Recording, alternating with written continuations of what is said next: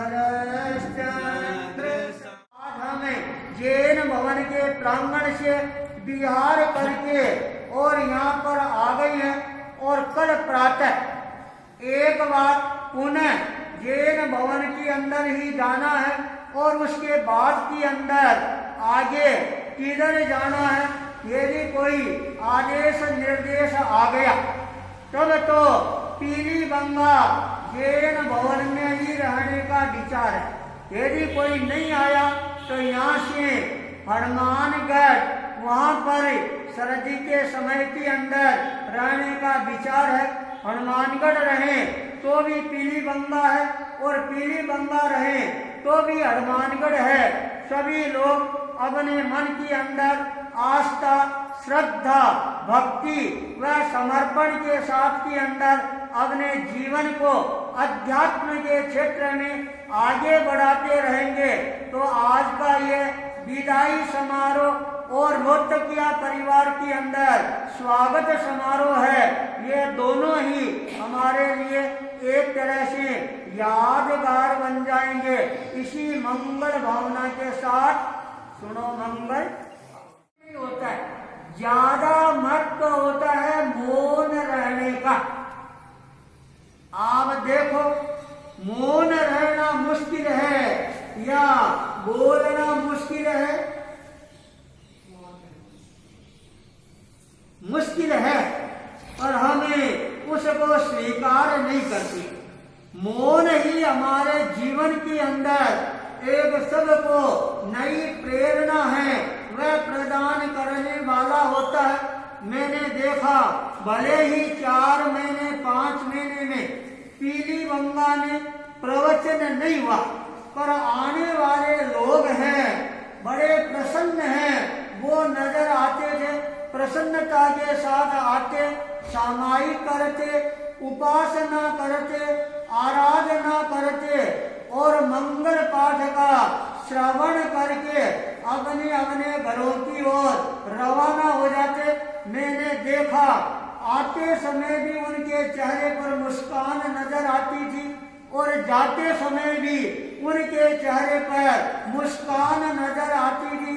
और हमारे भाई नरेश जी, भले इन्होंने ज्यादा निकट से सेवा नहीं की है, फिर भी इनके मन के अंदर एक ये भावना जगती है। चातुर्मास का प्रवास के बाद में एक दिन है, वह हमारे आवास पर अवश्य ही आपको पधारना है। और यह रोहतकिया परिवार मूलतः हरियाणा प्रदेश के अंदर छोटा सा गांव सुल्तानपुर, जमालपुर सुल्तानपुर, ये पास के अंदर है। छोटे छोटे गांव हैं, पर इन गांवों के अंदर लोगों में श्रद्धा भक्ति है, यह बोध है। ये जमालपुरिया परिवार वहां से उठकर रोहतक जाता है और रोहतक से उठकर पीलीबंगा में आ जाता है। और यहाँ आने के बाद के अंदर ये अपना जो सरनेम है वो भी रोहतकिया ही बना लेती है। तो आज इस रोहतकिया परिवार के अंदर संतों का आगमन हुआ है। गुजरात के अंदर, महाराष्ट्र के अंदर एक कहावत है, जिस घर के अंदर संतों का आगमन होता है उस घर के अंदर दीपावली और दशहरा है, ये अपने आप आ जाता है। तो मेरे को लगता है आज हमारा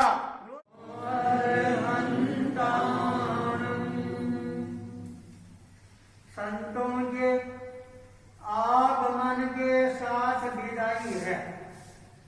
ये दोनों चीजें साथ के अंदर जुड़ी हुई है। जो कोई व्यक्ति संसार में आता है, एक न एक दिन है वह उसको अवश्य ही जाना पड़ता है। स्वागत और विदाई ये हमारे भारतीय संस्कृति के दो मूलभूत तत्व है। कोई भी व्यक्ति आता है, स्वागत करना हमारा दायित्व बनता है, और जब कोई व्यक्ति जाता है उसको विदाई देना भी हमारा दायित्व बनता है। जैन इतिहास के अंदर चातुर्मास काल का अपने आप के अंदर बहुत बड़ा महत्व होता है, पर इस बार पीली गंगा के अंदर चातुर्मास नहीं, सवाया चातुर्मास है, वह करने का अवसर प्राप्त हुआ। 5 महीने तक रहने का अवसर प्राप्त हुआ, पर इस कोरोना काल में जो प्रवृत्तियां हमारी चलनी चाहिए वो सुचारू रूप से पीली गंगा ने क्या कहीं पर भी नहीं चली। फिर भी लोगों के मन के अंदर इस बीमारी से एक डर है, वह बहुत बैठ गया। कभी भी हमारा नंबर आ सकता है, टिकट कट सकती है, इसलिए लोग धीरे धीरे जागरूक भी होने प्रारंभ हो गए, और जो जागरूक रहे वो बचे हुए रहे, और जिन्होंने प्रमाद किया उनको आगे भी रवाना होना पड़ा। तो आज कार्तिक महीना है, यह पूरा हो गया है, और मिक्सर महीना ये प्रारंभ हो गया है। और इस बार तो ये मानना ही नहीं चाहिए कभी चौमासा लगा है या चौमासा उतरा है, 12 महीना यूं ही चल रहा है, और आगे भी कैसा चलेगा अभी तक किसी को पता नहीं है। क्योंकि जब महामारी आती है वह किसी को पूछ कर नहीं आती है, उस समय अध्यात्म ही हमारे जीवन को एक तरह से नई खुराक प्रदान करने वाला होता है।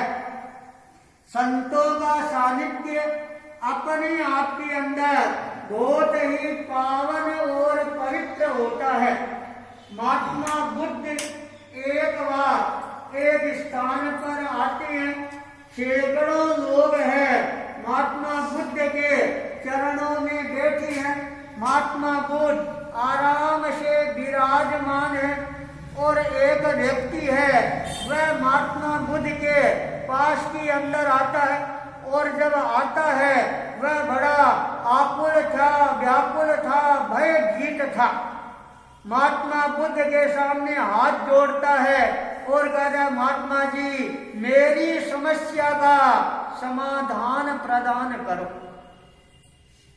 महात्मा बुद्ध कुछ भी नहीं बोलते, सारे लोग देख रहे हैं, ये अपनी समस्या बता रहा है और महात्मा बुद्ध है कुछ भी नहीं बोल रही है। महात्मा बुद्ध है आनंद के साथ में विराजमान रहते हैं। 5 मिनट के बाद में वही व्यक्ति खड़ा होता है, महात्मा बुद्ध को हाथ जोड़ता है और कहता है, महात्मा जी मेरी सारी समस्याओं का समाधान हो गया, मेरे जीवन में शांति आ गई है, और अब मैं आपके पास से विदा लेकर जा रहा हूं। सारी जनता देखती रह जाती है, अरे क्या समाधान हो गया, क्या तेरे प्रश्न थे और क्या तेरे को शांति मिली है, समझ में नहीं आ रहा। जब वह व्यक्ति चला गया, महात्मा बुद्ध को पूछा, बनते ये क्या है?